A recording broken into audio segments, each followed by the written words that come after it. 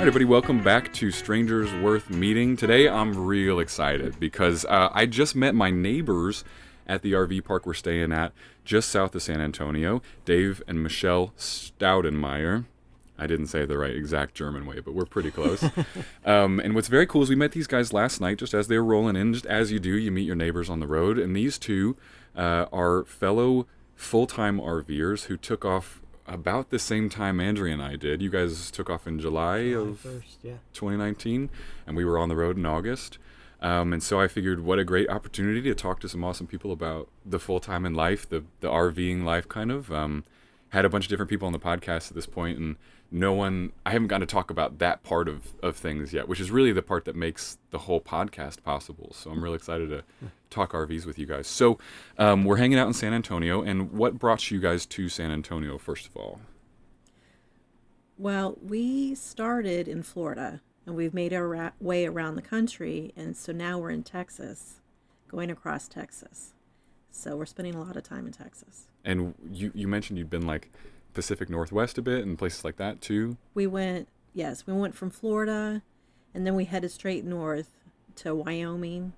And then, so we've done Wyoming, Montana, Washington, Oregon, California, Arizona, South Dakota, Canada, Oregon, Washington, California, Arizona, Idaho. New Mexico, Idaho. Jeez. New Mexico. Yeah.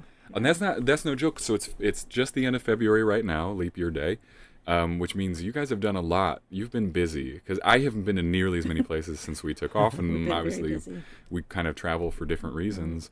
But I thought it was really interesting, sort of the impetus of your story, which was it was something about what would you do if we just could do whatever we wanted. So tell us about that, because I think that's very cool. So one day, Dave and I were sitting at our son's hockey game, and he turned to me and said, if we didn't have to worry about money, what would you want to do?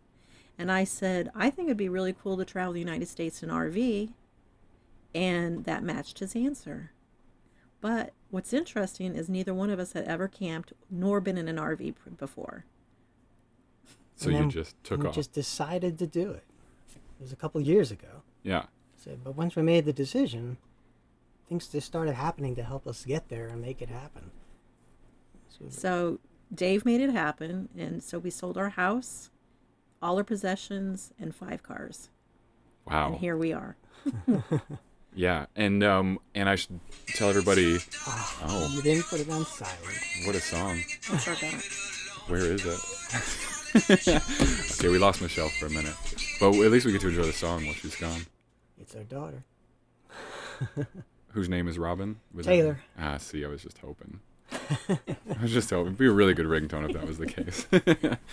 Okay, so I was going to just explain to the listeners where we are, which is on your Class A motorhome, which for anybody who doesn't know what a Class A is, think the RVs that kind of look like buses, the real big impressive ones with the slides on the sides and everything like that. And so we're recording from there right now. So you told me you picked this one, but you had thought about some other options as you were looking at how to get on the road. And that's such a tricky part for people. Everybody's got their own kind of opinion on what makes it work best. Right. So as I told you, we've never been in an RV nor camped. So we started looking, and we started off being a family of 5. So that was a challenge in itself because we have 3 adult children, basically. So we needed an RV that would sleep 5 adults. So we started off, we had done a lot of reading and decided that a 5th wheel would be the best for full-time living. And a 5th wheel is the type that sits in the bed of a pickup truck, but you've got a pickup truck towing it kind of, but there's like a little extra space kind of above the truck. Correct. Yeah. And they feel very homey. That's why we liked it. Yeah. Okay. So we were all set to get a 5th wheel, and then at the last minute I turned to Dave and I said, what are we thinking? We've never towed anything. We've never driven a big pickup truck. Maybe we should make it a little bit easier by looking at the Class A's. Dave wasn't into the Class A's. Why weren't you, Dave? I think I thought it would just be too complicated piece of machinery. That's the other thing. How do we maintain these things? What happens if the engine breaks down? Your house is stuck in the middle of nowhere. Right. Yeah, and these things are no joke too. I mean, it really is like driving a semi when you're Yeah, it is. in that driver's seat and you're pretty high off the ground, and you have a vehicle you're towing too, and that's a serious piece of hardware to drive around. Right. So we decided to switch our focus to Class A's, and then we found this current Class A that we own. It's a 42-foot Monaco, and it has adult-sized bunks and a sleeper couch and a nice king-size bed for Dave and I, and it's actually been perfect. It's 375 square feet of living for 5 people and 2 dogs.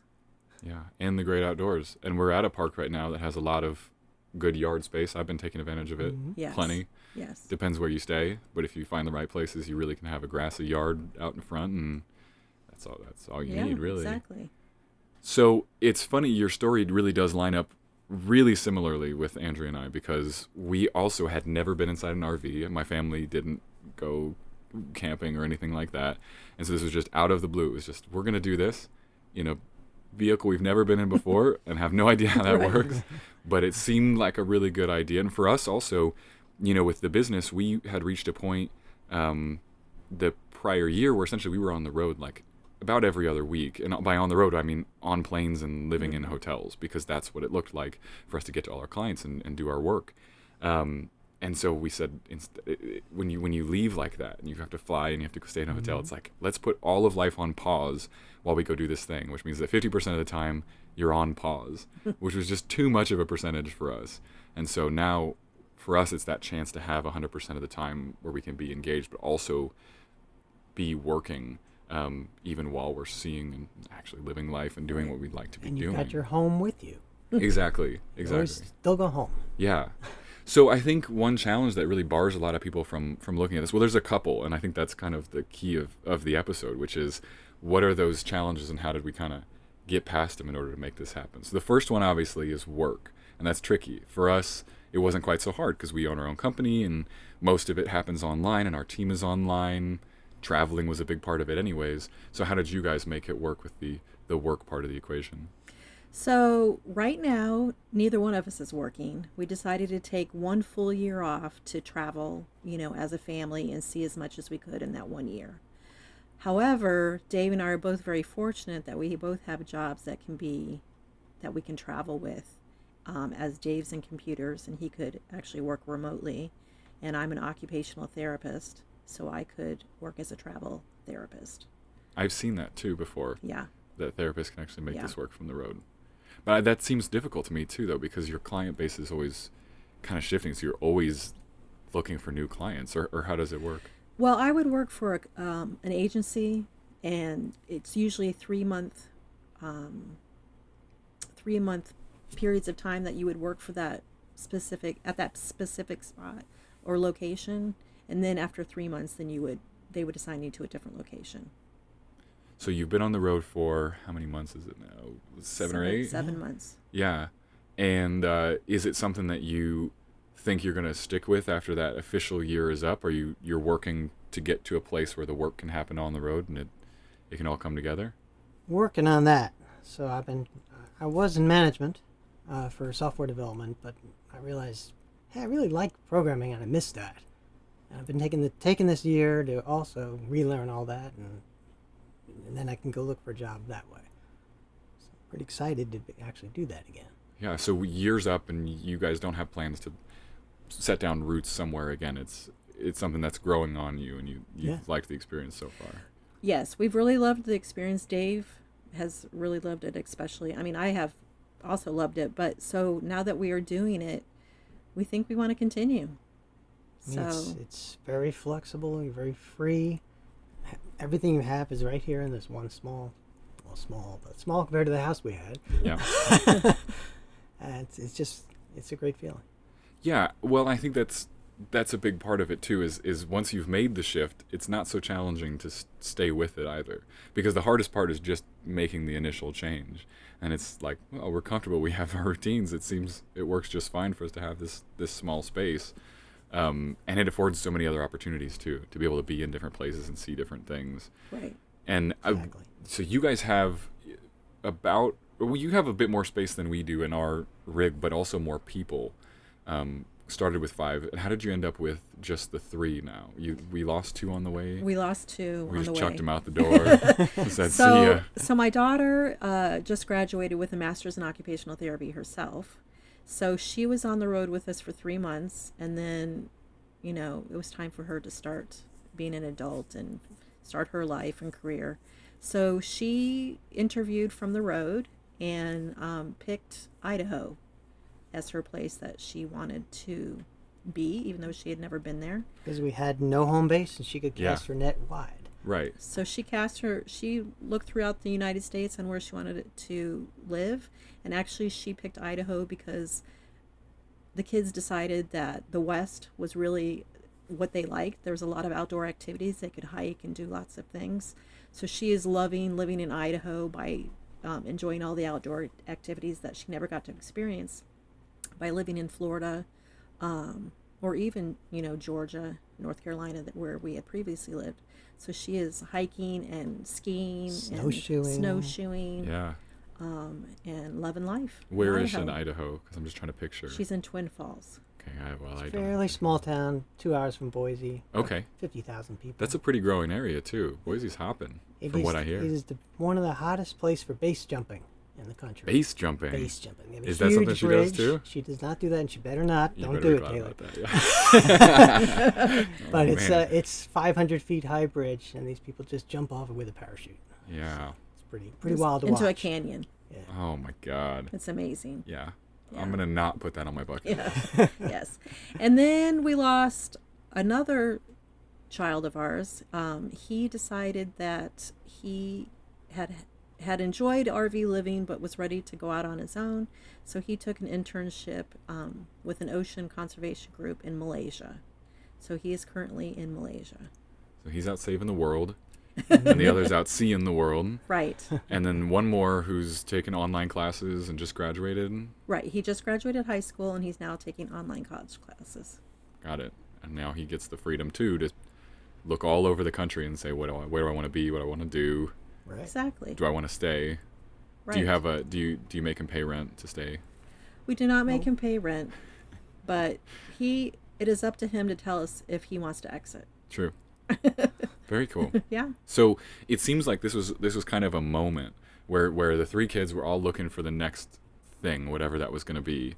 And so you all took that time to say, let's go get together as a family and really... Once in a lifetime opportunity. Yeah, I mean, absolutely. it just happened to be that they all graduated.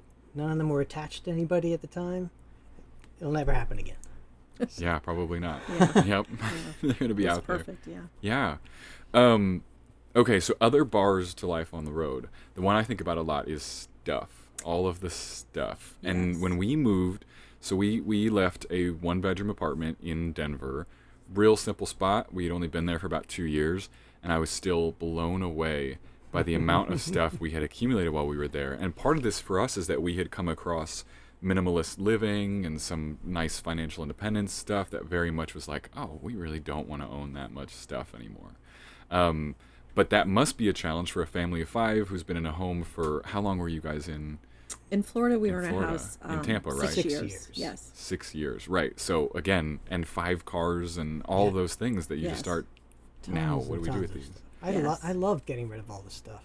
So we It's lived in pretty a... freeing, isn't It it? is. Yeah. So we went from 3,300 square feet house to 375 square feet motorhome. Right.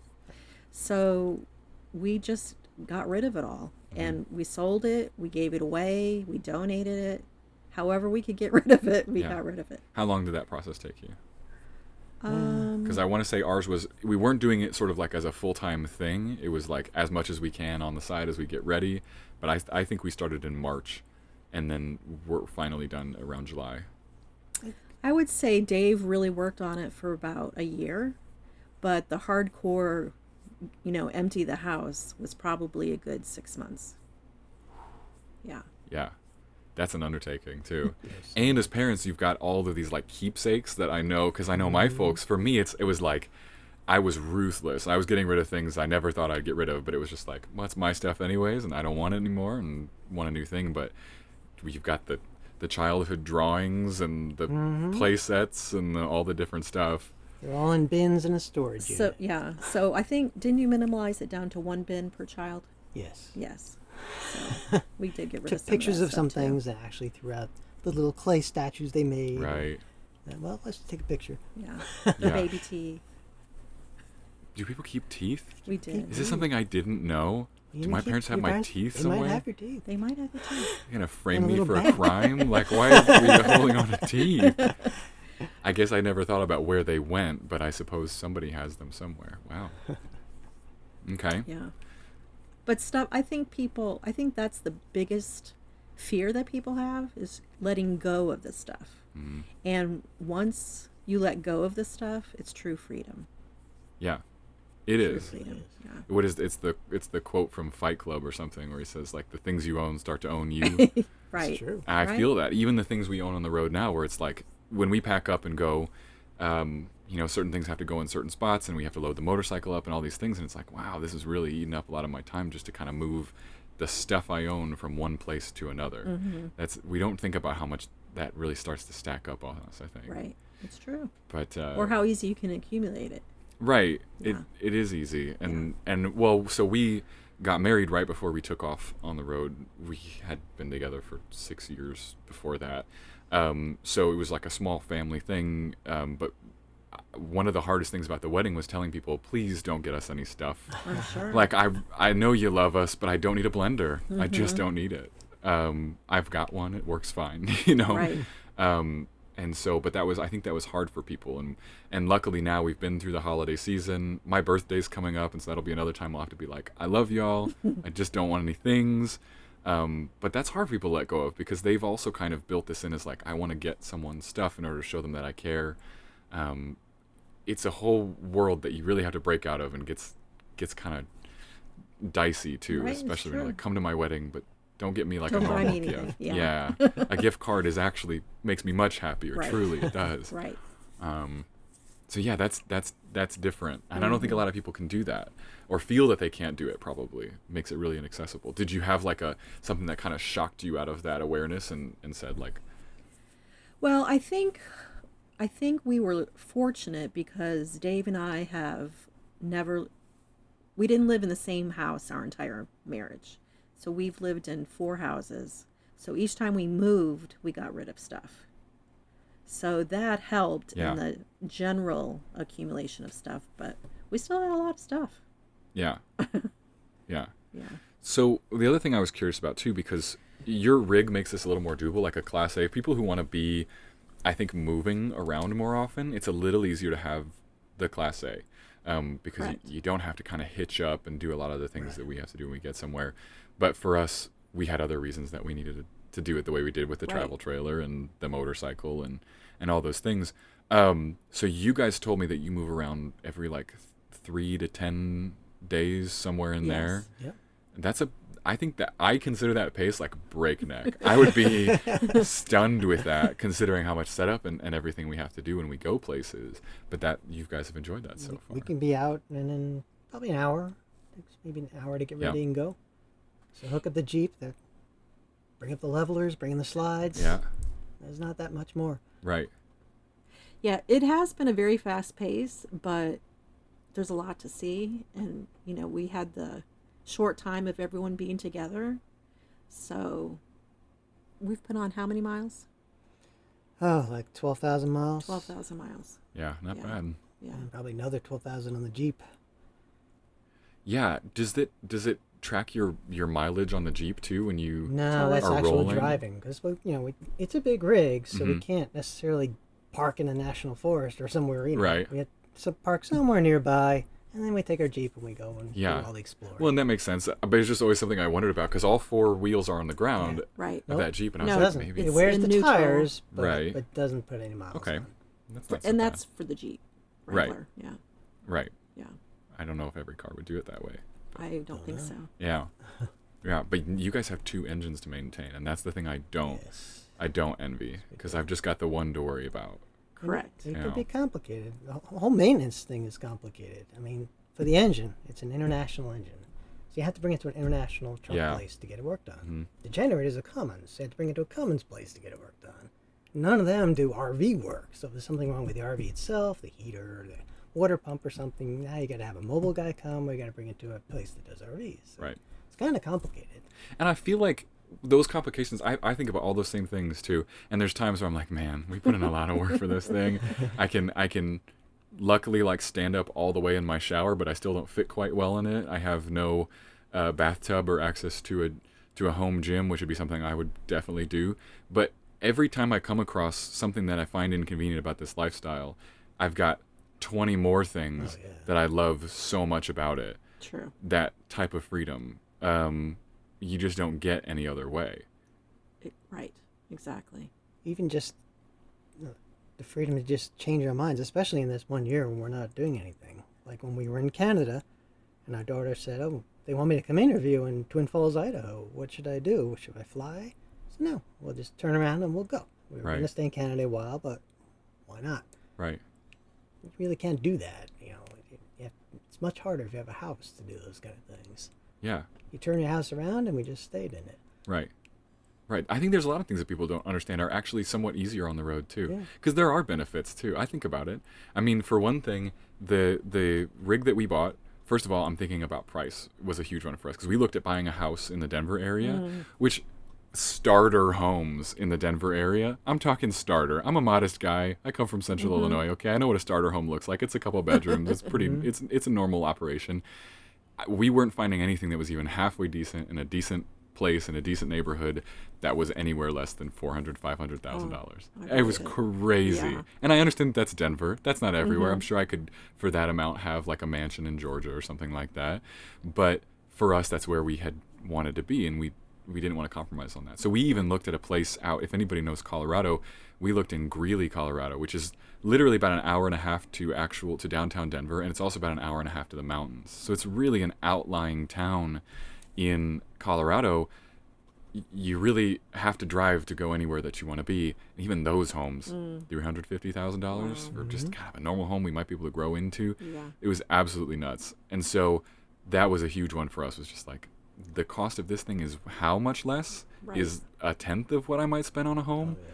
And people definitely don't recognize that about this lifestyle. So what I'm paying now doesn't even come close to the rent I was spending in Denver. Most places you don't have to pay for your electric. That's all included. Right. You're not paying for garbage. You're typically not paying for water.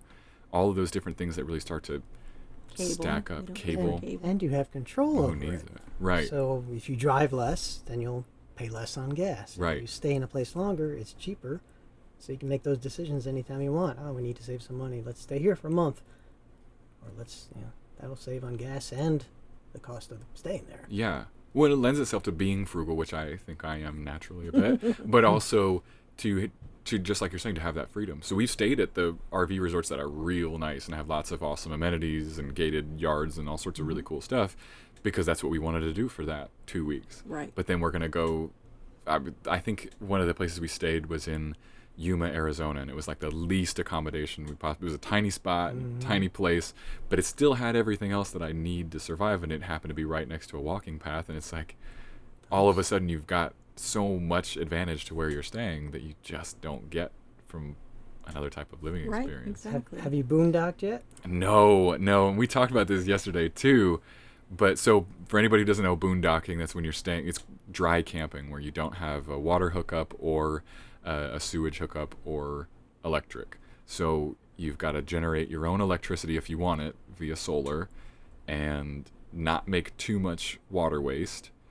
And somehow, we have tanks on rigs that have fresh water, but to a limited extent. Right. So I think that there are some serious challenges with that. You know what the real reason we haven't done it yet for me is that part of this for our lifestyles, it's all about work.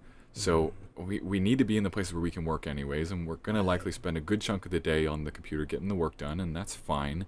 But we like to be able to have the amenities since we're kind of working anyways. But I could see it if we were going to be kind of like on a vacation week or something. We could really go to the middle of nowhere. Right. You could. You guys have solar on this rig, don't you? We do. Yeah. So have you done that? I'm sure you have. Must have in Canada. We boondocked in out west here. Out west, Yeah. There's a lot of places you can go. So Mhm. Quartzsite, we stayed for just 3 days, but 3 days completely off the grid, not paying anybody anything. Yeah. Just generating our own electricity and making sure we didn't use too much water. Yeah. And we also boondocked in the Carlsbad area Yep. In New Mexico? in New Mexico. I wanted to go there. It Yeah. looked pretty cool, but it It's wasn't really cool. wasn't on the way. And there's Make it work. have you heard of Harvest Hosts? Yes. So we've done that. We stayed at a few wineries and breweries. Where else do we stay with them? Just wineries and breweries. Wineries and breweries breweries. thus far. We've looked at museums and stuff, but we haven't been there yet. So you can stay overnight at these places for free. Sure, you want to go inside, you're going to have some wine and, and use it, and then you sleep there for the night and you move on the next day. Right. Yeah. We did do the closest we've come is, and I have a bunch of excuses as to why we haven't done this. Truly, we could do this. I'm very aware of that. You could. But the closest we came is that we had a real long drive one day, and it's a common thing for RVers. If you find a Walmart and you call them up and they're okay with it, you can usually park in their parking lot overnight and just catch some sleep and take off in the morning.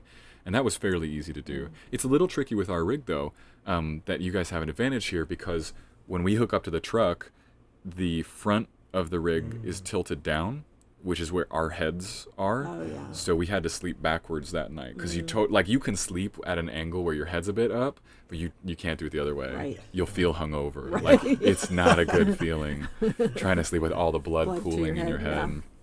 So yeah, there's been a bunch of reasons. None of them are good enough as to why we haven't done that. But I also think I'm waiting for solar, because I love the idea of solar, and I know that every increasing month or year or however long I wait, the panels get better, the batteries get better, and they all get cheaper.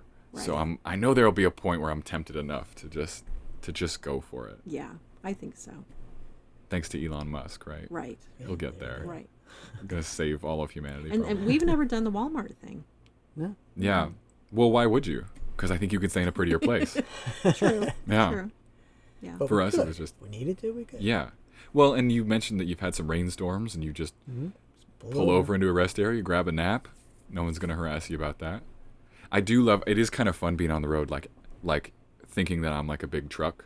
Sometimes that's kind of fun. Like we go, I was going to ask you guys how you fuel up too, because when we go, the truck is diesel and it can take the giant semi-truck fillers, and so we go through the truck lanes anywhere.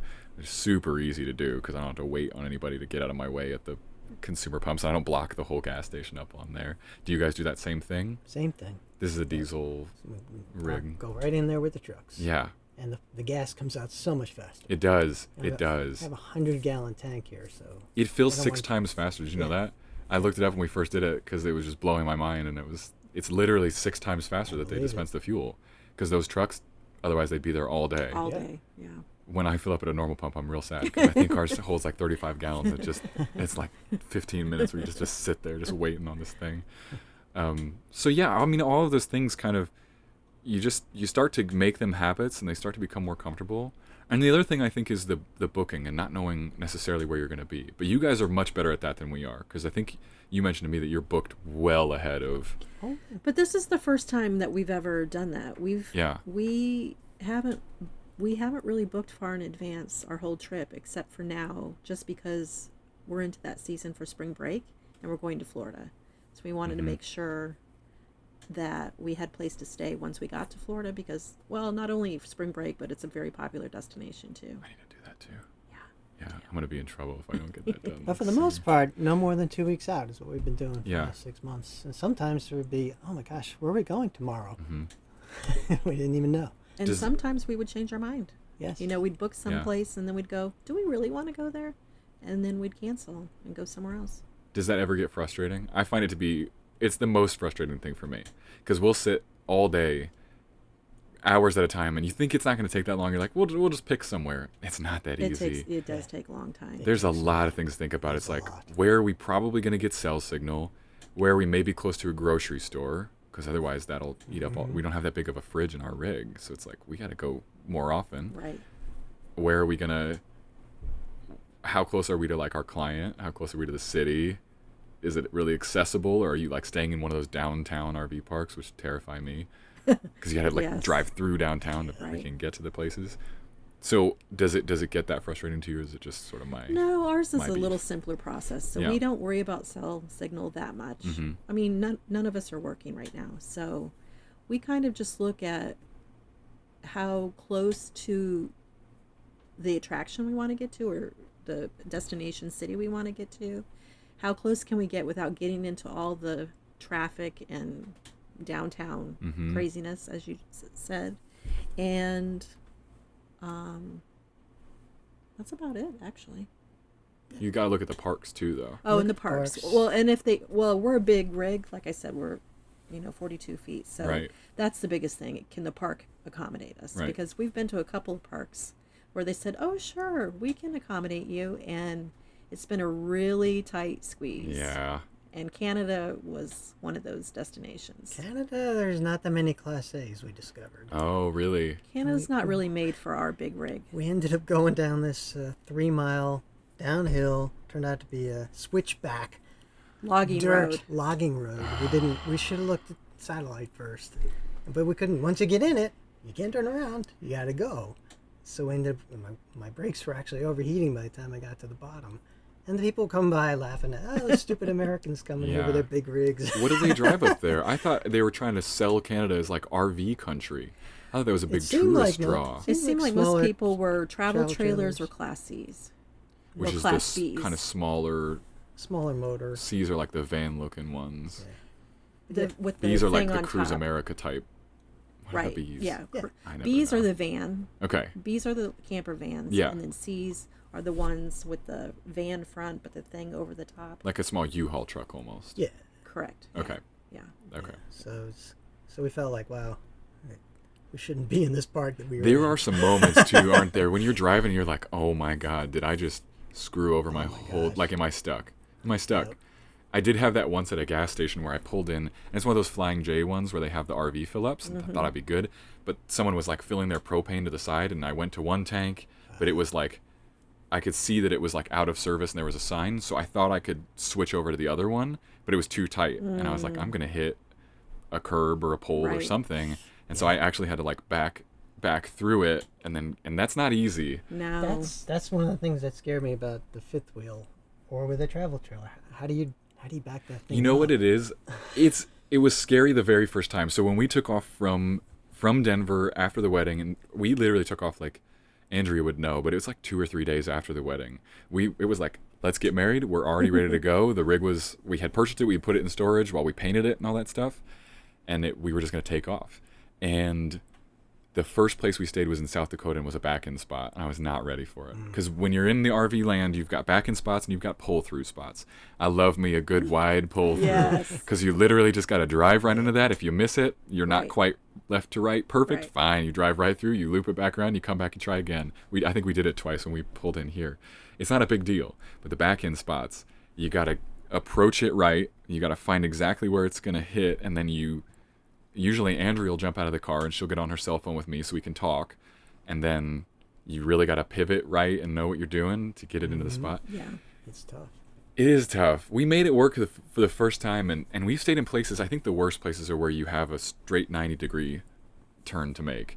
That, at least when you've got some angle and it's a little more generous, which most places try to do, but the place we happened to stay was a straight up, the road is here and 90 degrees to it is your spot. You got to pull past it. There's other rigs on the other side, so you can't go too far, and you got to somehow. We use walkie-talkies. Michelle gets out with the walkie and talks me back. Yeah, but it's not too fun. You can't back up with the Jeep on there that's either, one can you? thing, You yeah. have to take it off first. That's why if we make a mistake on the road and get stuck, now we have to get out and unhook Unhook the Jeep.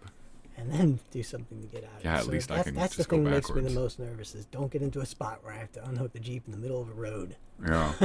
Well, and we only did that once, right? Once, yes. Once we had to unhook the Jeep. Was that in Canada on the dirt road or no? No, we that made was it. actually in a very small city RV park Uh-huh. at the very Oh, beginning. and once in Denver, Oh, and once in Denver, yes. we're in the city. We're in the city and got in a pickle in a parking lot. Yeah. I don't miss the traffic in Denver and the roads. Not at all. I'm not in a hurry to go back. It's just growing faster than they can build highways for it. That's the big problem. And then the whole population lives on the Front Range, which is like right up against the Rockies from Fort Collins to Boulder to Denver to Colorado Springs. It's just that's where everybody's going on 25 there. Wow. Yeah, that was always fun. Yeah, we were on 25. It was very busy, even at 10 o'clock in the morning. Well, that's where I picked up our rig from. We bought it at a place that, if anybody knows the layout of Denver, it was right off of Interstate 70, where 70 meets 25. And so the first thing I had to do, my first time towing a 35 feet thing behind me, was jump on Highway 70, a busy highway, merge like 7 lanes over, so I could get on a 25, so I could merge 7 lanes over to get to where we were going. And that was a baptism by fire. Yeah, really. That was no freaking joke. I think the worst we've ever had it, though, in terms of backing in, we stayed in Fort Collins at a KOA there. Awesome KOA, by the way, if you're in Fort Collins. There's so much to do. There's like a lake. It was really cool. But we came in at night, and it was already dark. And then the worst thing about that, we can work with the dark. The worst thing is that at any RV park at night, people get way more lax about where they park their cars. So people's cars, they should be in their spot, but they're kind of just slightly out on the road, or they've got trees and stumps that are real hard to see when it's super late. And you can't. I'm not like gonna go knocking around on doors at 9 o'clock and be like, "Can you move your car?" Not unless I absolutely have to. I guess I would have done it if I'd had to. But I think it took us like 9, 10 tries. Andrea's out there freezing. She's like, "We're never gonna get it." I'm like, "We can totally do this." And eventually we did, because eventually you get it. You learn where to hook it and turn it. But that was the night where I was like, I'm ready to go, if we have to go pull over by the office, and we'll sleep for the night. And when they get in the morning, we'll be like, somebody help us get in this spot, because it's not doable. Yeah. And this was at night? Yeah. Do you often drive at night? No, I try not to. No, we don't either. I try not to. How far do you drive in any given day? I don't love doing more than like 10 or 11 hours. 10 or 11. No. Yeah. We don't do more than 5. That's my favorite. Those are the best days, because we can pack up and we don't even have to leave until noon or whatever. Right, and exactly. that's perfect. But we just came from Alamogordo, New Mexico, and that was about a 10-hour drive. And this park specifically says you can't check in past 5, roughly. We'll help you out if you're a little late. So we had to leave nice and early to make that work. Which isn't, it's not so bad. It's just a straight shot. We only did like stop for fuel twice, I think. But we pretty much plan it out. 4 to 5 hours, stop somewhere, stay overnight. well, I think that's the freedom sort of picking where you go, since you guys are more of this, like, we're here to travel. Right. And where we have kind of the aim of like, Right. we're moving in a direction to a gig or to pick up a gig while we're somewhere or whatever it is. Exactly. So how do you then pick you look at a map of the U.S. and you're like, where do I want to go? And there's so many awesome places to see. So how do you find yourself selecting where's next? Well, so we selected to primarily go north and west to begin with, because we have lived primarily in the southeast, and we know the East Coast and the southeast and even the Midwest quite well. So, but we had never really been much to out west. So we primarily start out west, and we've spent a lot more time out west than we ever thought we would. But so we look at national parks, and then we look at, some towns, areas that you have heard about and never been to, and you want to go, and we kind of plan it out that way. And then we visited people, cousin here and there that I haven't seen in decades. Right. Right. Friends that moved. It's been nice to be able to stop and see people too. I agree with you too. We've been able to do that as well. First of all, I have another thing to say there, but should I be worried about the Southeast, about driving and fitting in certain places? Because the thing I hear is that on the East Coast, the cities are so old that the infrastructure didn't build kind of like big enough roads for semis, and there's bridges that are too short and things like that. I think that's more the Northeast. Okay, Northeast. The Southeast, I think you'll be fine. I have no need to be in the Northeast. Don't go to New York City. Yeah. Yeah, you guys Can you had imagine driving on one of those narrow bridges? Yeah. I wouldn't do it. Well, I don't even see the point of being in the cities with this lifestyle. It's like, well, go park somewhere that you can get some nature and some outdoor space, and then drive in if you need to go to the city. Take your car. And right. That's one thing that has happened is we are from big cities, and we have decided we don't care for big cities anymore, that we like smaller towns now. We do drive through big cities. It's not our favorite, but if we do decide to plant roots somewhere, it's not going to be in a big city anymore. We've even forgotten. Not even suburbia. We've even forgotten some things. We were in California near San Francisco, but we stayed far away in this park and then would commute to see her sister Sure. near Oakland. And we were going in, and we thought, my God, there must be an accident. There's 15 miles of traffic Yeah. going the other way. What's going on? And it didn't occur to any of us that it's rush hour. We'd already forgotten about rush hour. Out of not one of us, out of 5 of us, not one of us thought of rush hour. Right. We thought it's We've an been accident. so out of it. So it's nice to forget that. I do love that when we can plan those trips, especially if you're doing like 5 hours max, you can be like, what time will I be going through that city? Yeah. 2 Right. p.m.? Perfect. That Right. sounds great. You know? Right. Exactly. If we leave at 10 or 11 and Yeah. arrive by 3, then Right. We're No golden. worries. Yeah. No But worries. sometimes it happens and you're going through 2 or more cities. When you Sometimes. do the 10-hour drives like we do, Right. it's inevitable. It happens. Right. And it's just, you're miserable if you've been driving for 8 hours already and then you got to sit and stop and go traffic for another Right. hour to get where you're Right. going. That's sort of not fun. But okay, so I want to circle back though, because you're like talking about visiting people, and one of the, I think the bigger challenges that we've faced, and I think anybody faces who's trying this, is the community, the connection or lack of or loss of that. And when we stay in most RV parks, I think the trendy thing for people our age is really like to do the van thing. So I think they have kind of a thing going. But the truth is, I enjoy a little more luxury in my life. I wanted an actual bathroom, maybe a shower. You know, I cook a lot, so I need like an actual kitchen I can really work with. So that didn't appeal to us at all. But what we find when we stay at most places is that I am average of 40 to 50 years younger than any of my compatriots staying at that certain place. Now, luckily, we've got a little less of a gap, which is nice. But probably you're probably on the way younger end of the spectrum of people that I may be staying next to. Yes. We're even on the young side. Yeah. Yeah. Yeah. You're the babies when you go somewhere. Yeah, we are the babies. So that makes it kind of difficult to form that connection, that community. And that's what's been really nice about the podcast for me, is really just an excuse to be able to meet local people and have that conversation with people who have similar interests. But I can kind of crash their world for a minute, be like, yeah, I'll go be a part of your friend group. I'll go do that thing with you guys, but then I'm going to move on. So have you found that particularly daunting? It's nice to have some family visits on the road. And it's nice that you have a family with you. But it's a big concern for RVers. Right. And I would say that's the biggest thing that we miss is the social connections. We haven't really made that many social connections being on the road thus far.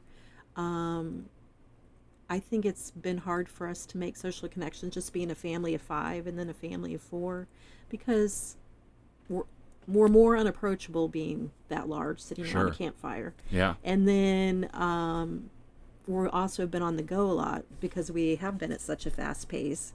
But there have been a few times where we have parked and the people were extremely friendly, and I was able to go to a ladies group.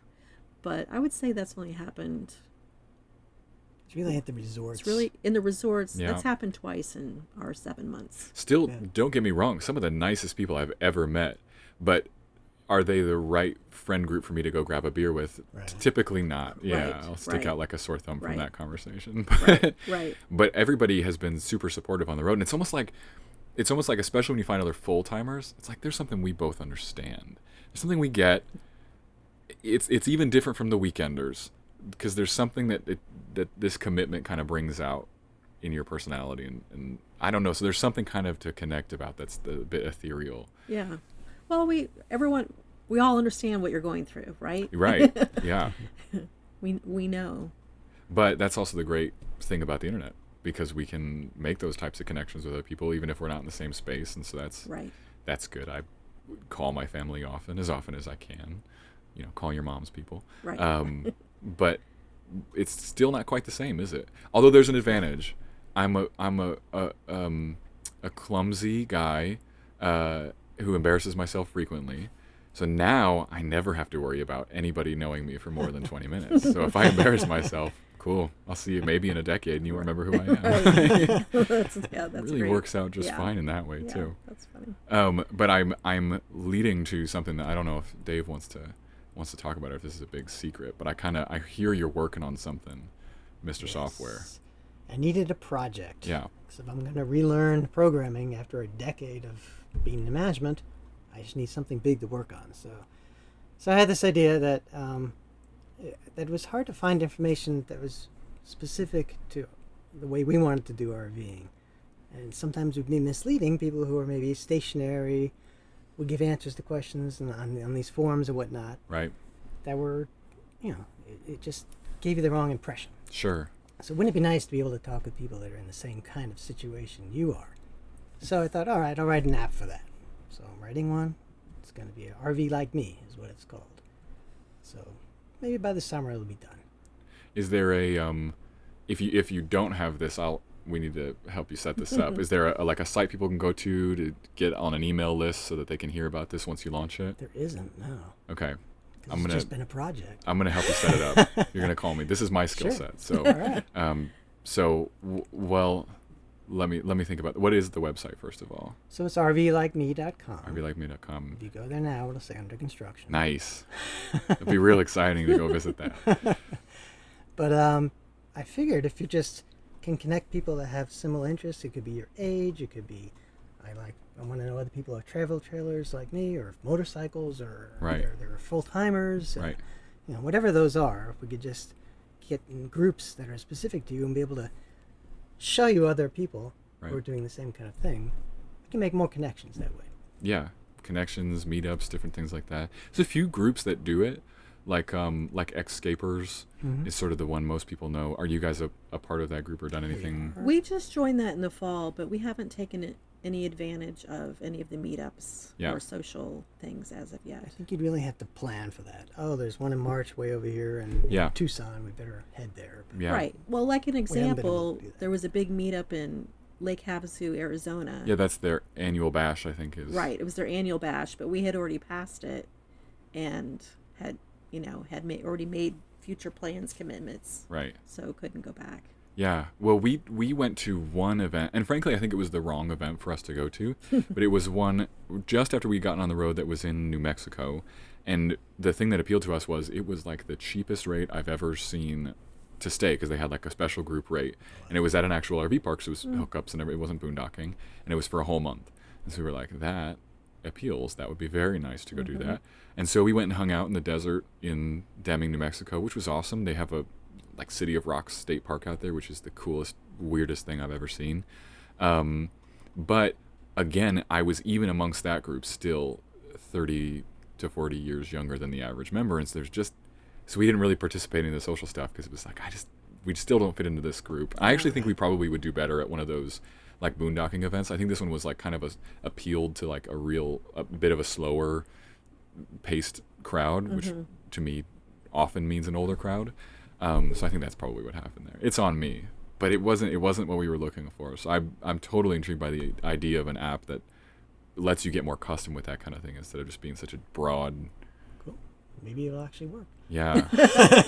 I intend to be the first sign up. I hope we have other RVers listening. I'm sure if you will, because that would be a really great way to start building communities through this. It's not easy. You got to get creative to make it work. Yeah. And I think what did you read the other day? How many people are living in RVs nowadays? How many people have RVs? About 1 million, I think. No, how many people? Didn't you read a big article that I don't know. there's like 3 million people are on the road living nowadays? It's just starting to make more and more sense. Right. Oh, It's easy the to go article remote. was about people who were doing it in really expensive places like California because they can't afford to live anywhere Yeah. else now. So they're getting RVs and they're starting to live in them. Yeah. And So then since- cities are dealing with that now. Right. Yeah, so since more people are going to be, are living in RVs and are going to be living in RVs, it would definitely be nice to have his website app, Yeah. to form those communities. Yeah.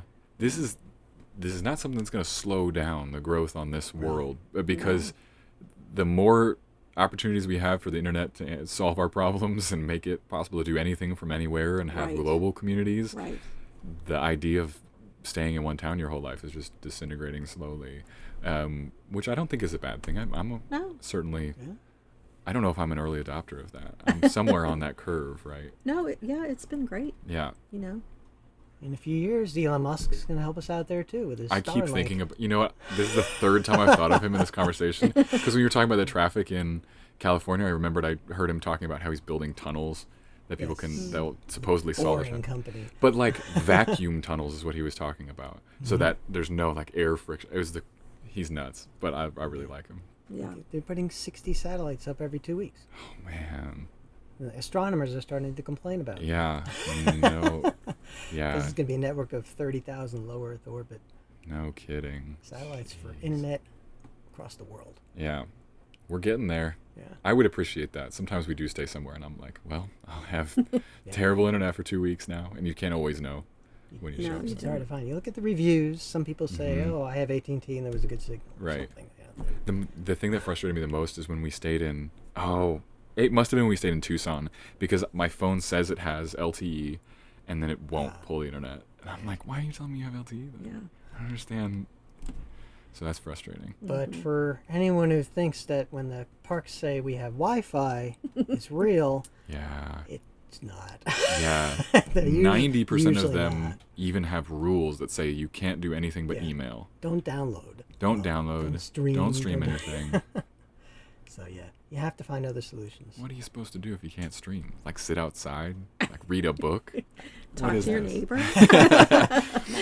I like doing all those things actually. It works for me, but for work it's totally necessary that we have some internet Yeah. sometimes. Yes. So yeah, once I'm working again, I'm gonna have to have the internet. So, Right. Well, and you guys are going to adapt to maybe staying in a place for like 3 months at a time, or at least around an area. Right.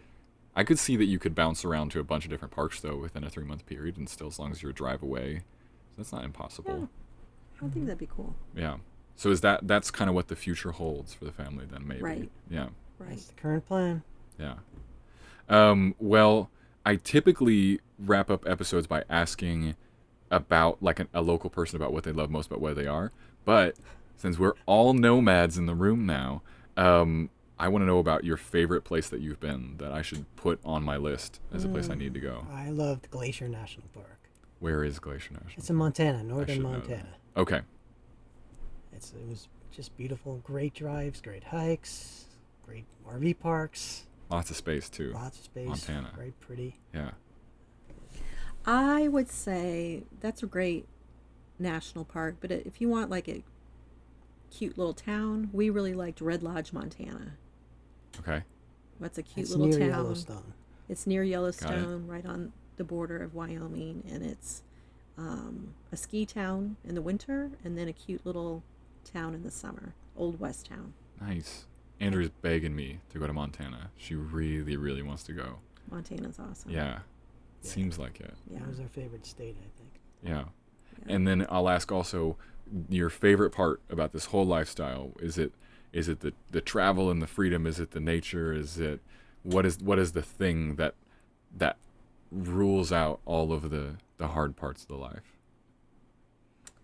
I would say it's the travel.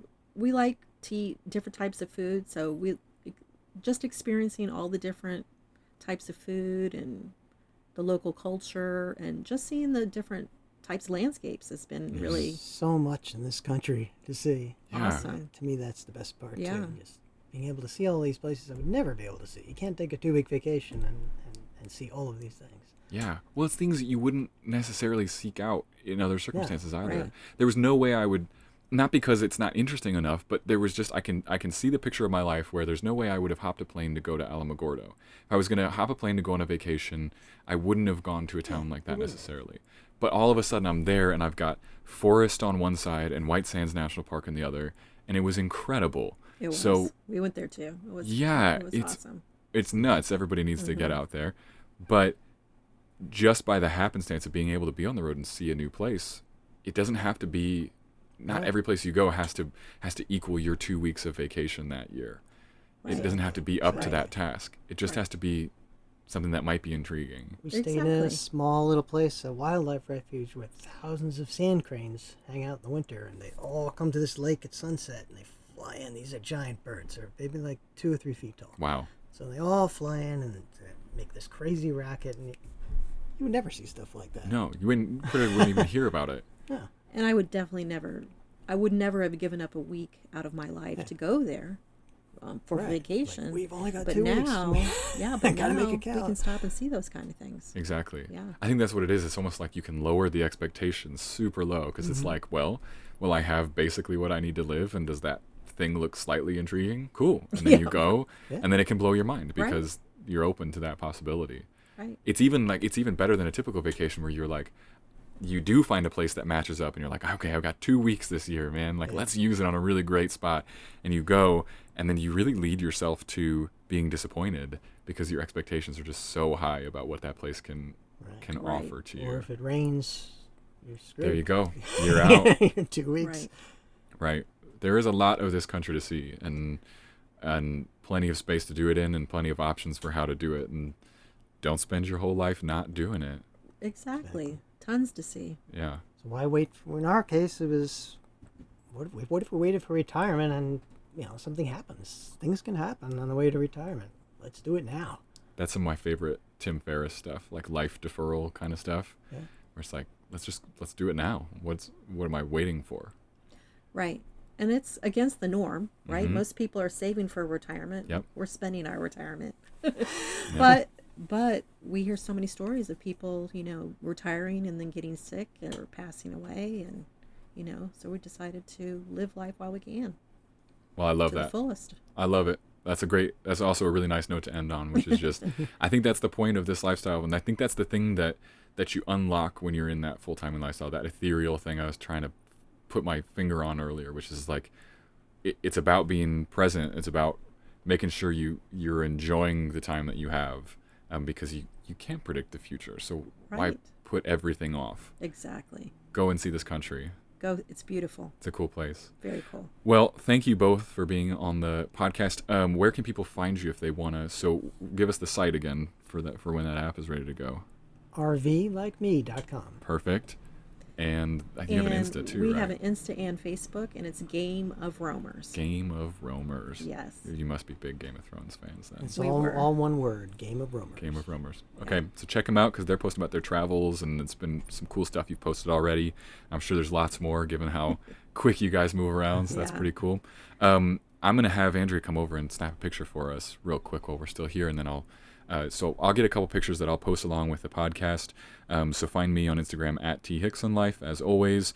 And I'm also starting to push on Twitter because I really have enjoyed getting some help finding the next guests for the show. So if you're on Twitter and need someone to follow because you don't follow enough people, find me at @THicksonLife there as well, because I'll start posting about where I'm going to be next. And I would really love the listeners' help in pointing me towards a cool person in a certain spot, or just to retweet, so maybe I can find someone who shares some interests and likes podcasts and wants to be on the show. I've got a bunch more episodes, I think, that I am doing while I'm here in San Antonio, so keep an ear out because I'll be releasing those on the regular. Thank you both again. What a nice episode. Let's get some pictures. Okay, Call it a day. All right, thanks everybody. We'll see you on that next episode.